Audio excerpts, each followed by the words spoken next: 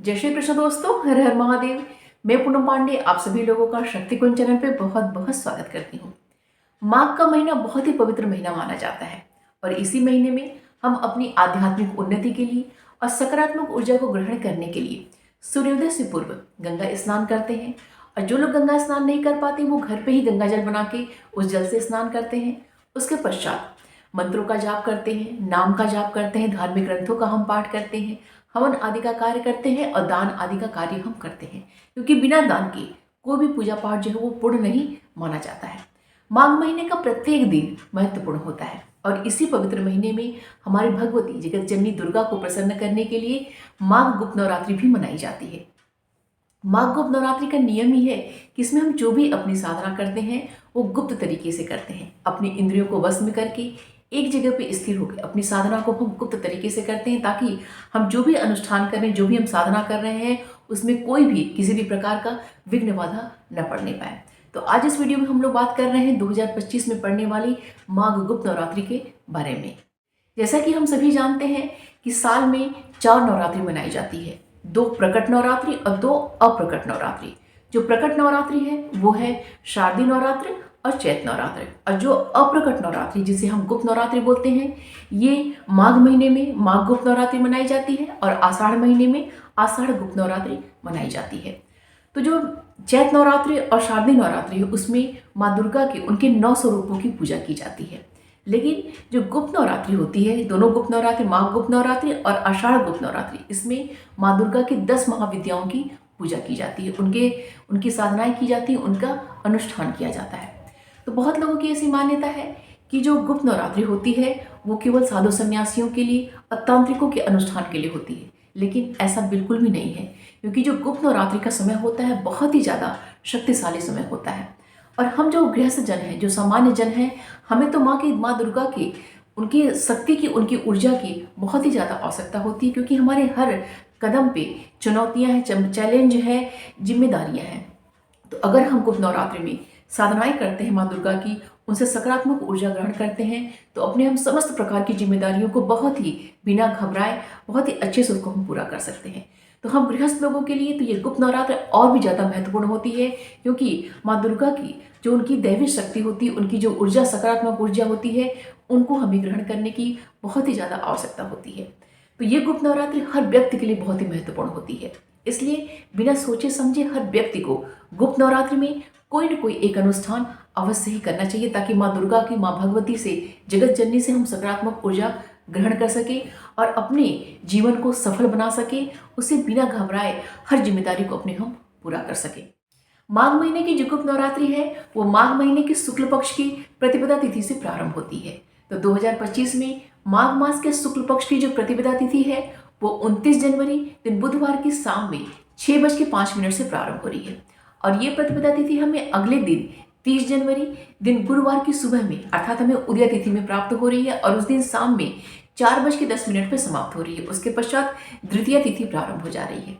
तो इस प्रकार हम देख रहे हैं कि 30 जनवरी दिन बुधवार को जो हमें जो प्रतिपदा तिथि है, उदय तिथि मिल रही है। इसीलिए जो गुप्त नवरात्रि का प्रारंभ है तो 30 जनवरी दिन गुरुवार से ही हो रहा है।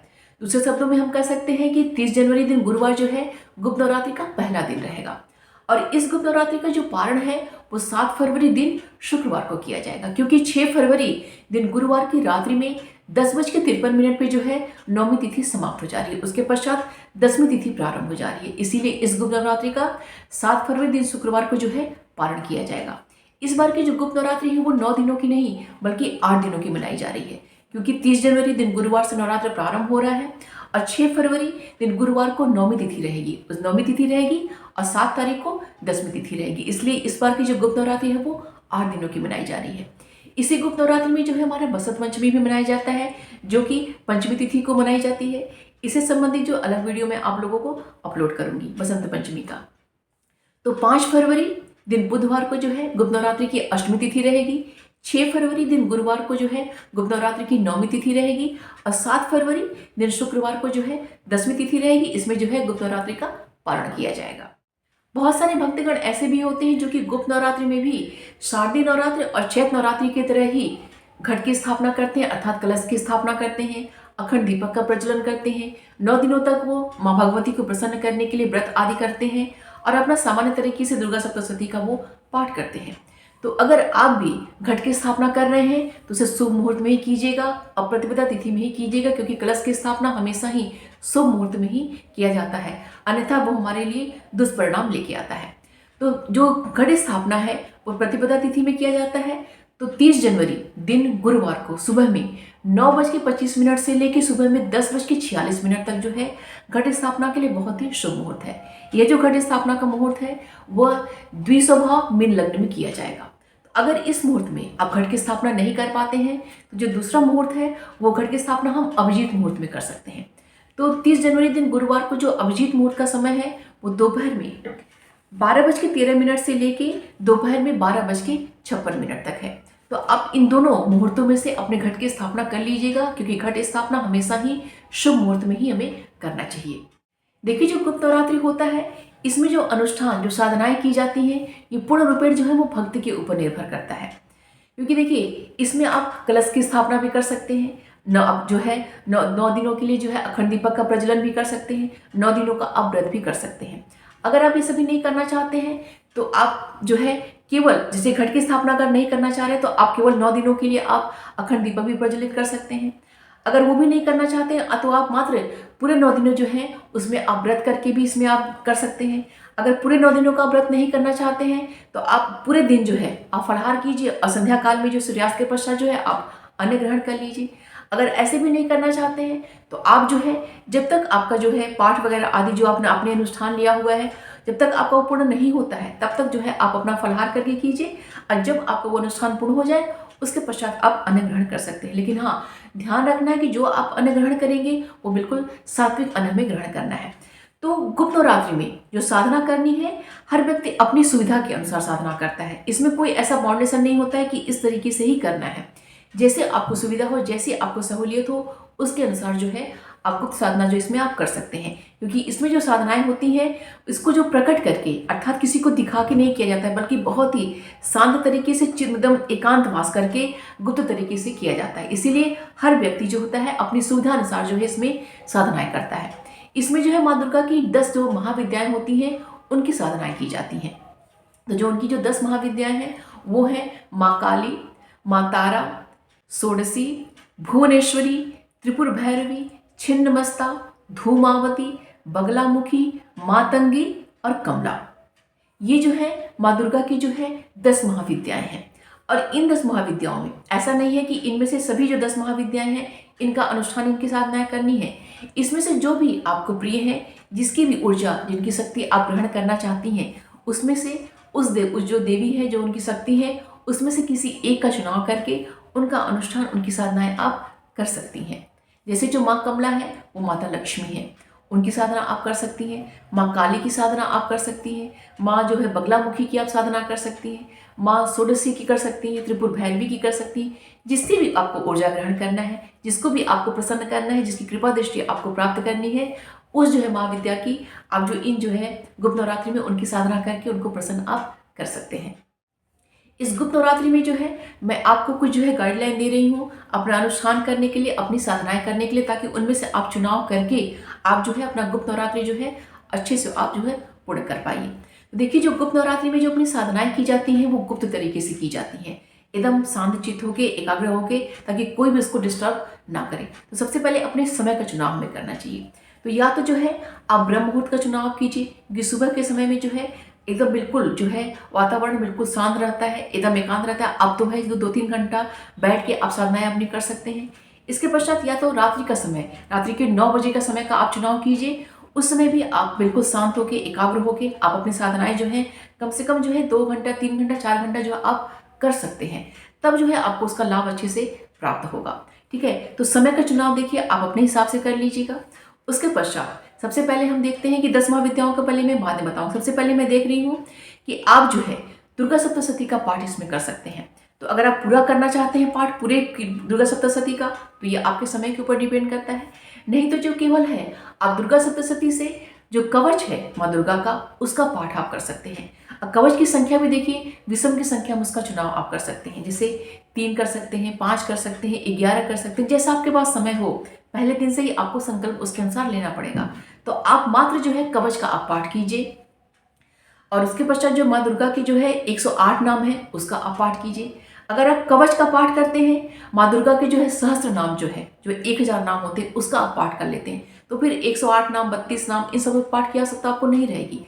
अगर सहस्त्र नाम का पाठ आप नहीं करते हैं तो फिर आप अपने समय के अनुसार 108 नाम का पाठ कर सकते हैं, 32 नामावली का आप पाठ कर सकते हैं।